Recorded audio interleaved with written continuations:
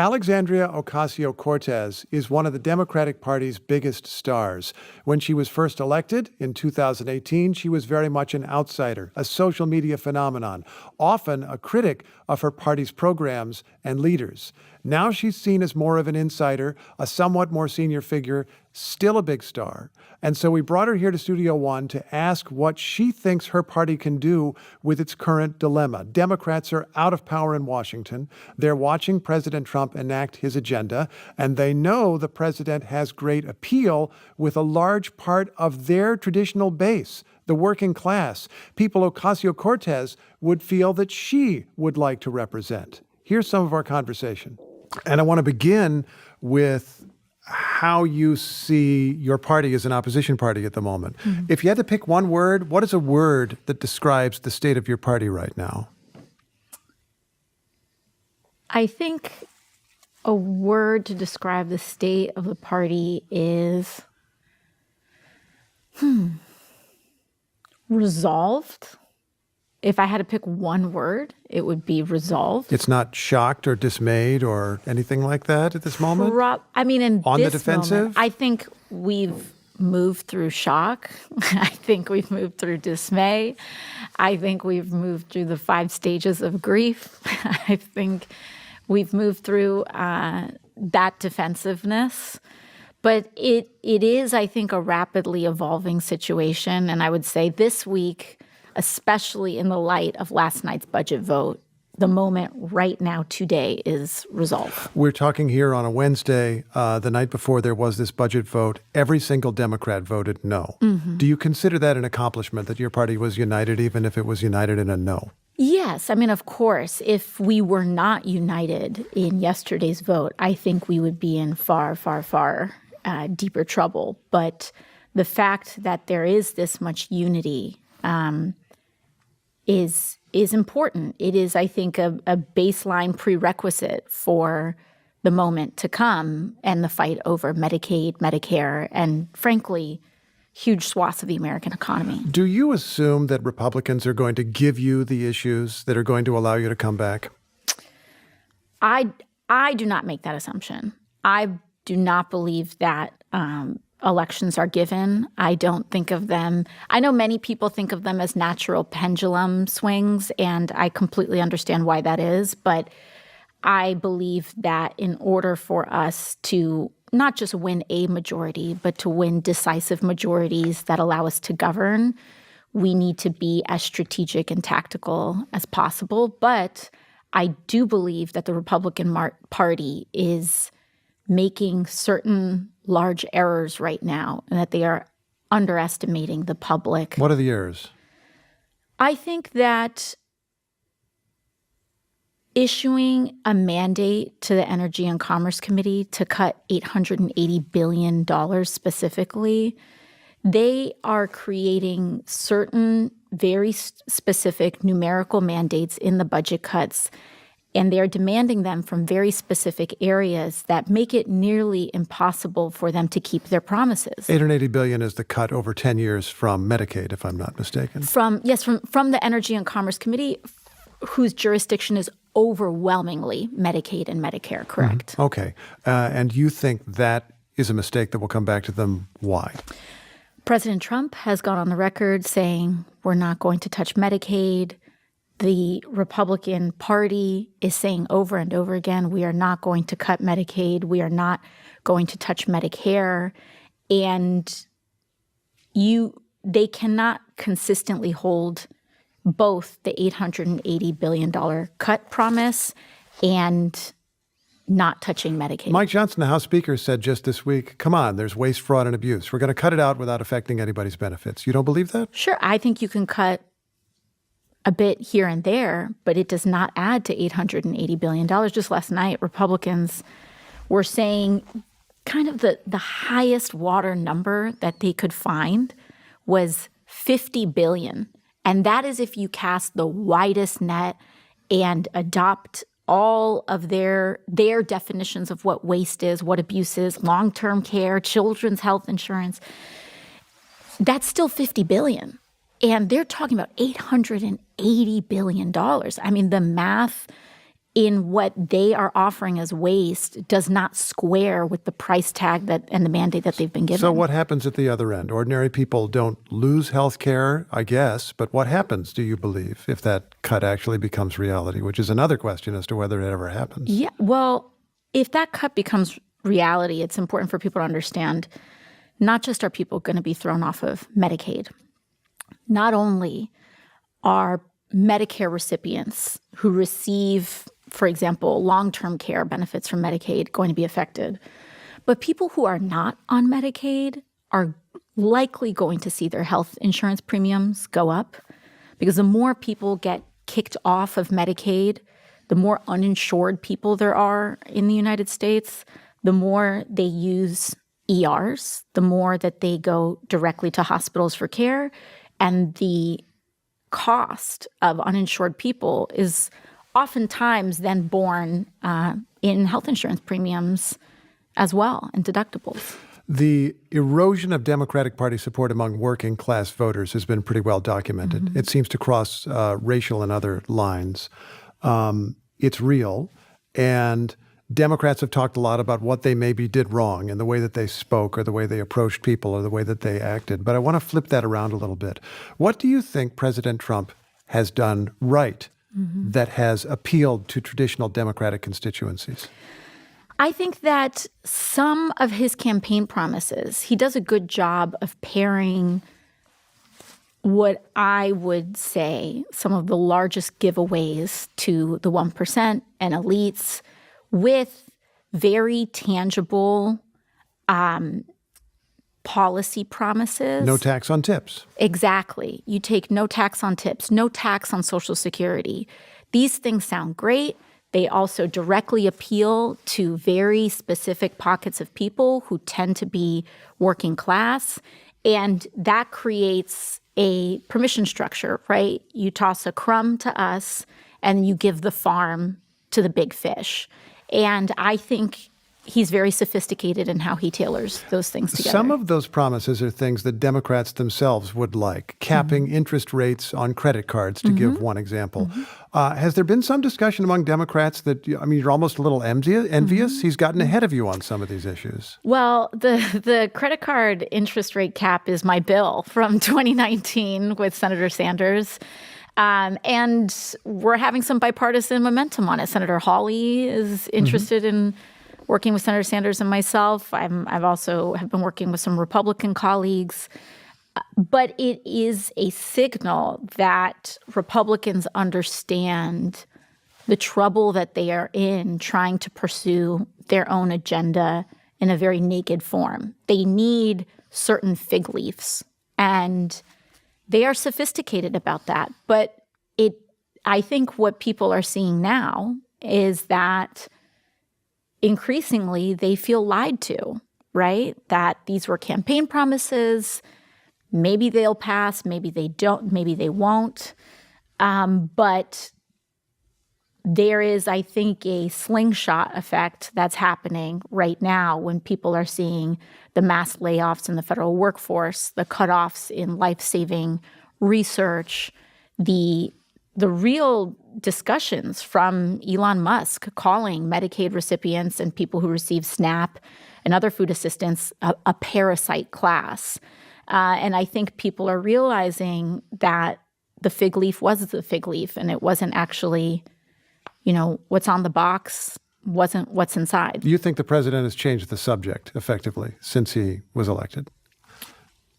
I don't think he's changed the subject. I think he is who he's always been, but I think certainly some people feel that way. I think of another aspect of this, though. Dean Phillips, one of your fellow Democratic members, was on television this past week, Fox News, as a matter of fact, and he appeared to wish Democrats acted a little more like Trump in this way. He wished that they would appeal to business people, to get smart people into government, to talk about efficiency. He seemed to wish Democrats would do what Elon Musk is doing, even if he doesn't agree with the way that Elon Musk is doing it.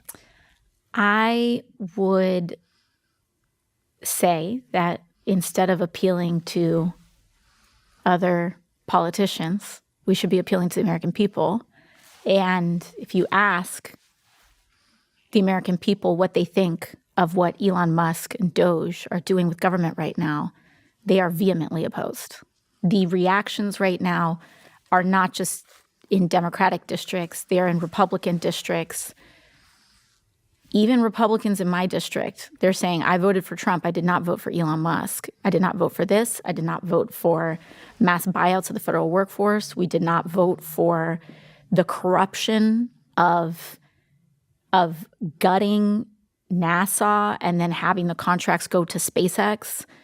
We did not vote for Starlink to start replacing critical FAA operations. Which is the thing that's in the news. It's being discussed. Okay. Yes. And I think that there is a very, very deep corruption at the core of this. If Elon Musk wanted to divest himself of his businesses and enter public service with his so-called business expertise, that is his prerogative. But so long as he maintains a vested financial interest in gutting the federal government, he is acting in his own self-interest and not those of the American people. I want to underline who we're talking about here, who you think is concerned about this. There are blue state voters who voted for Donald Trump. New York was more for Trump this time than in past elections. Your district was more for Trump than in past elections. And you've had social media discussions with people who voted both for you and for Donald Trump. Do you truly believe, though, that that class of voters is paying attention and cares about the details of what you see as corruption and exactly the way that Musk is going about what he's doing for Trump? Oh, yeah. I'm hearing it. I'm seeing it. And I represent a district that is very working class. And by that, I mean that I engage in a tremendous amount of constituent services. This is not the kind of district that is where town halls are typically filled to the absolute brim. People are working 2 jobs. They're doing these kinds of things. I am getting emails. I am getting phone calls. I had a telephone town hall last week that had really high numbers of attendance of people. And we ask, out of all of these attacks on immigration, the assault on Medicaid, the budget conversation, and Musk's access to government, which is the thing you are most concerned about? And overwhelmingly, even I'm surprised, overwhelmingly, the answer is they are concerned about this incursion in what they see as corruption into the federal government. To what extent is immigration as an issue part of your problem with working class voters? I mean, I guess my question would be what does the word problem mean? People voting for the other side and not for you. Yeah. Feeling that Democrats are not serious about the issue in ways that concern them. I think that we have a problem on immigration because of the lack of progress that we've had on this issue. And as we know, Republicans weaponize that lack of progress. Of course, there was famously a bipartisan bill last year that the Republican majority in the Senate and also in the House were willing to pass. President Biden was willing to work with them on it. And Donald Trump said, do not solve this problem.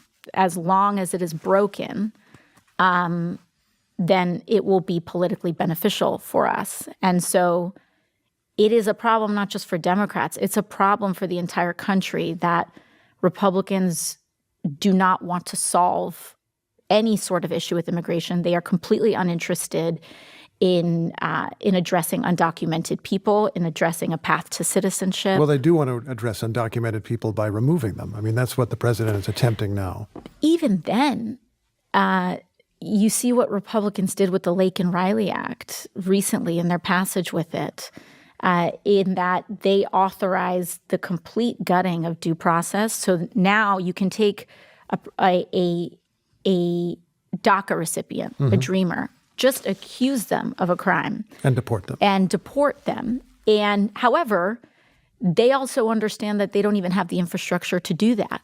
So they're actually creating it's not even about creating a deportation pipeline. They are creating a private prison camp pipeline. So they're still creating pipelines to just increase this problem here in the United States. Why do you think this issue did seem to be a political loser for Democrats among key groups and key constituencies, if what you say is true? I think that a lack of a path to citizenship in the United States, the lack of addressing comprehensive immigration reform creates a large population of undocumented people in the United States. And that is allowed to be weaponized in many ways. We have a large population of undocumented people in the United States. Overwhelmingly, it is not because they crossed the southern border of the United States. It's because they came here in a documented fashion and overstayed a visa and became undocumented. And it is the lack of ability for us to expand paths to citizenship, modernize paths to citizenship over decades that create this bubbling issue that that Republicans are allowed to weaponize. And you have voters in places like Arizona, which is a swing state that Democrats lost, or Colorado, which is generally a blue state, saying there's a lot of chaos, there's a lot of lawlessness. Yes. I don't know what to do here. Who's looking out after me? And I think when that is paired with divestment from the social safety net, when that is paired with lack of progress on minimum wage, when that is paired with rising costs of living, it sets the stage for a strong man to point to any marginalized group and say it's their fault, instead of looking at the gross income inequality that we have and its actual causes in the United States. And so that, I think, is the quandary that Republicans find themselves in, because even on the debate stage, you had Vice President Vance and others trying to say that undocumented people are why we have a housing crisis in this country. And they can fulfill their entire agenda. You will never deport your way into more affordable rent. You're never going to deport your way into being able to make your mortgage meet or make your groceries more affordable. In fact, mass deportations may only make those things much more expensive, actually. And in my view, people voted to lower their groceries. People voted to try to make their lives affordable. And right now, the Trump administration is already running into roadblocks into fulfilling that promise. And they are in trouble.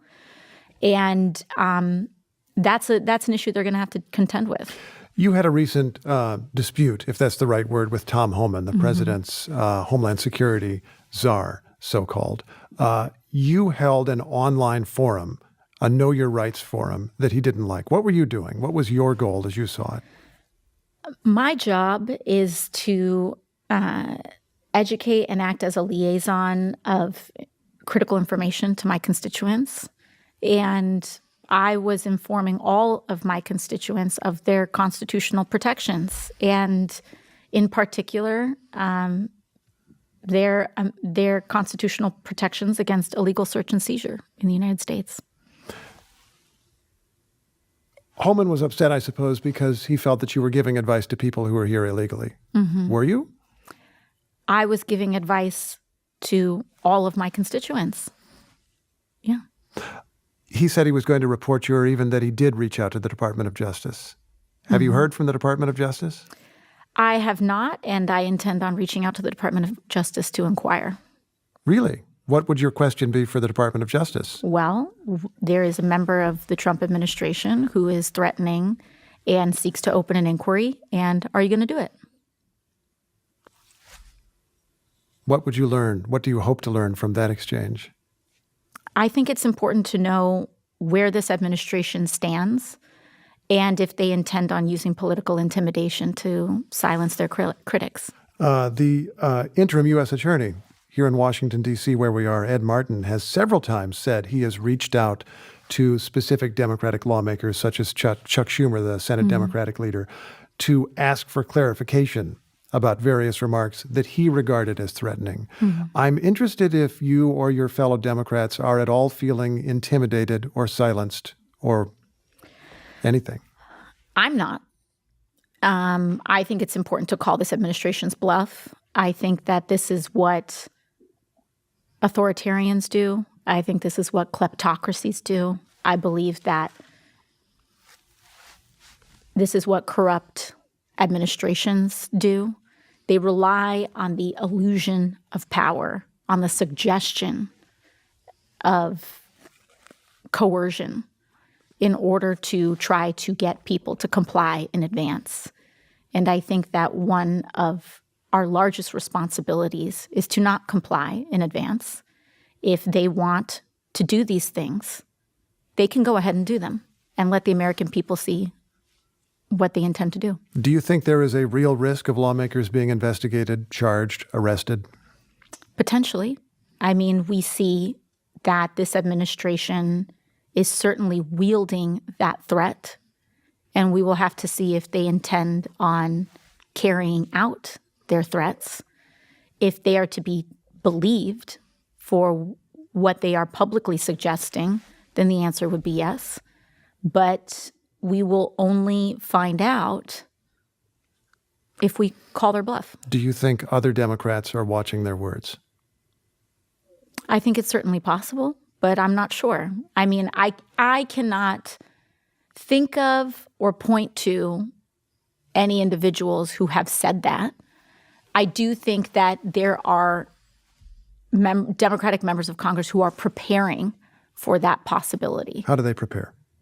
I think they look to the possibility of litigation. I think they're saying, you know, do we have the best teams possible in order to carry out our work? Some Republican, or many perhaps, will be watching this, listening to this, and thinking, wait a minute, actually, you're the ones who are prosecuting us. You are the guys who are weaponizing the Justice Department. How would you respond to somebody who may be thinking that? In what way? In what way? Is the very presence Putting of Trump on trial would be their example, I suppose. Yes. I mean, here's the deal. In the United States, there is a jury where we are judged by our peers, and he was found guilty in court on 34 felony charges. If people want to say it was weaponized, I mean, it is hard-pressed to say that there's a partisan argument for that. You have Senator Menendez, famously. Democratic senator from New Jersey. Convicted, yeah. And to 11 years in prison, I believe. You know, we see over and over again that there has historically been an independent Justice Department whose job it is to be separate and apart from the presidency and the executive branch. Just because someone was held to an equal standard of the law does not mean that the Justice Department was weaponized. However, what is weaponization is that same previously independent Department of Justice and the U.S. Attorney's Office now turning around saying, we are not the American people's lawyers anymore. We are the president's lawyers. And that is a dramatic shift. That is a dramatic change in the structure of our justice system. It seems clear you would want to make a case then that this is a corrupt administration that's abusing power. Does the Democratic Party have some challenge in making that case, though, because of certain things that go on in the Democratic Party, or even in your state of New York, or your city of New York, where your mayor is Eric Adams? Yeah. Who was indicted until recently, just for starters. Well, you know, I think it is important that we be not hypocritical in that. I've called for Mayor Eric Adams, to resign or be removed if he refuses to do so. And this is what equal treatment in the eyes of the law means. It's that if you are a Democrat, if you are a Republican, we should both be held to the same standards. In fact, it's not even about the absence of corruption. It's the willingness to take corruption to account, to hold it to account, independent of one's party affiliation.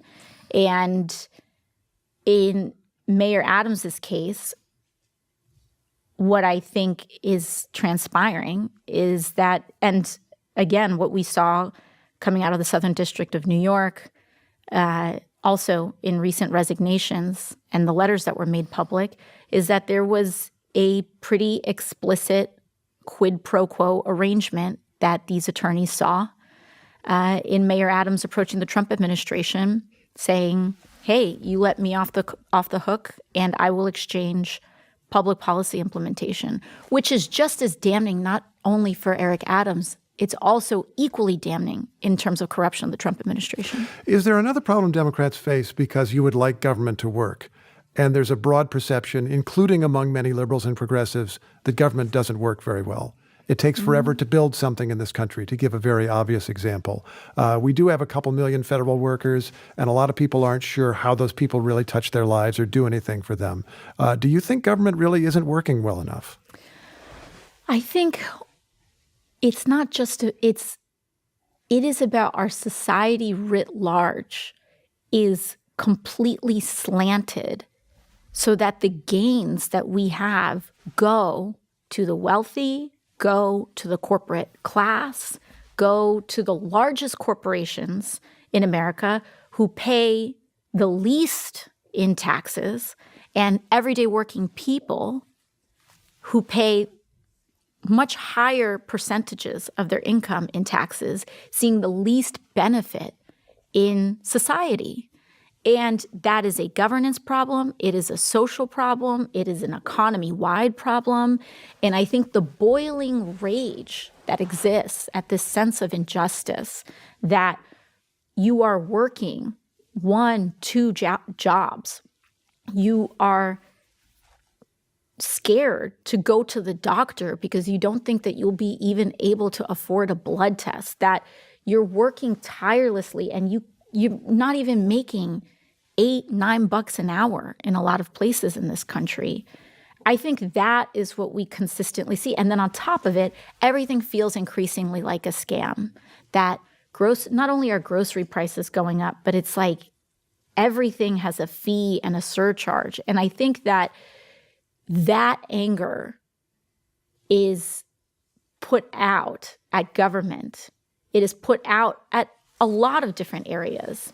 And in terms of efficiency, our government can be tremendously efficient for the wealthy, but inefficient at times in delivering things for working people. That is not the same thing as justifying cutting the very few things that people actually interface with, going after the post office, going after the VA, going after Medicaid and Medicare.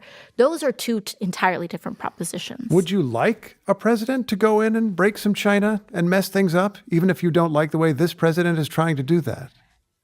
I think when we talk about breaking things, messing things up, I mean, to the FAA, no.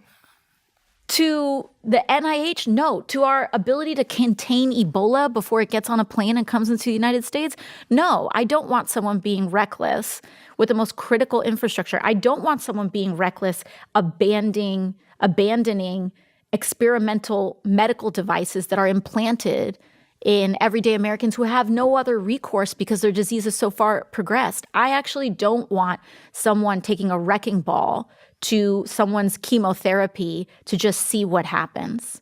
Now, I do think that we can examine certain things like Medicare Advantage that I think is a scam, that in the name of so-called efficiency, ironically enough, we have handed over huge amounts of healthcare disbursements to private insurers who are pocketing it and giving less coverage to the people who receive this than ever before. Sure, yeah, let's go after that.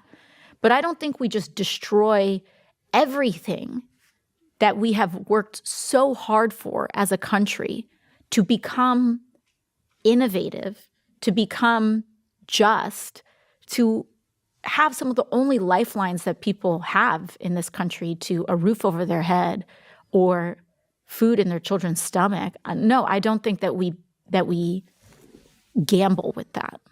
Representative Ocasio-Cortez, thanks so much for coming by. Of course. Thank you so much. Appreciate it.